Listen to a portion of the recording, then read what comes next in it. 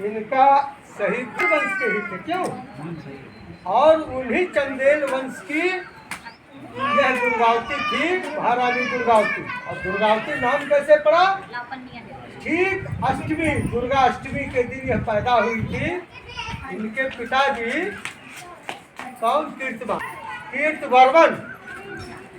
इनके पिता का नाम कीर्तिवर्मन चंदेल था।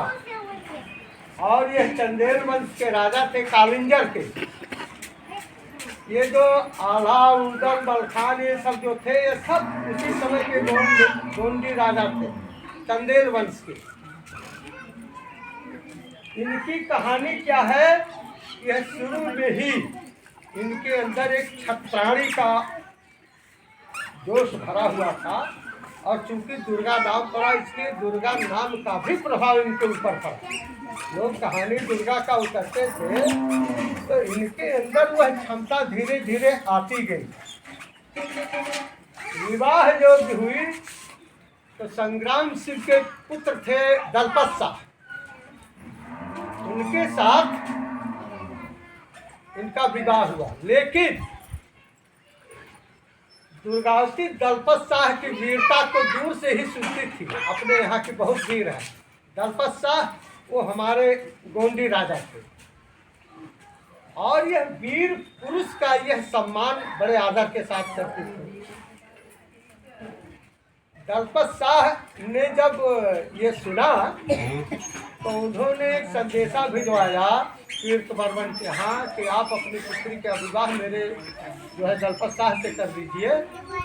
तो उन्होंने वही छोटा बड़ा वह हीन भावना आया कि हम चंदेल वंश के हैं, वो गौड़ वंश के हैं, मैं अपनी पुत्री की शादी उनके यहाँ नहीं कर पाऊंगा।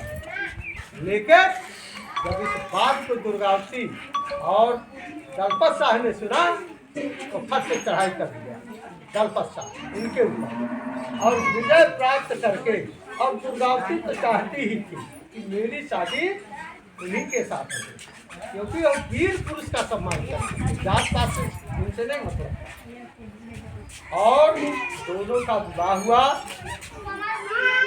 ये अपने जीवन में उस समय मुगल काल वंश था, अकबर का राज्य था।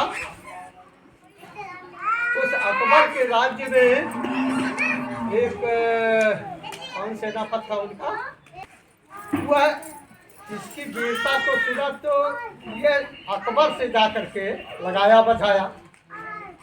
तो इसी आसिफ खां को उन्होंने भेजा कि जाओ युद्ध में जो है उतरो। पहले तो समझौता के लिए उतरा, लेकिन ये समझौता के लिए अकबर जैसे विराट सम्राट के सामने ये झुकी नहीं। अब शार्ट में करूं क्योंकि समय भी है। ये 51 बार अनेक राजाओं से 51 बार इन्होंने युद्ध किया और 51 बार सबको परास्त किया। अंत में यह जो है 24 जून 1964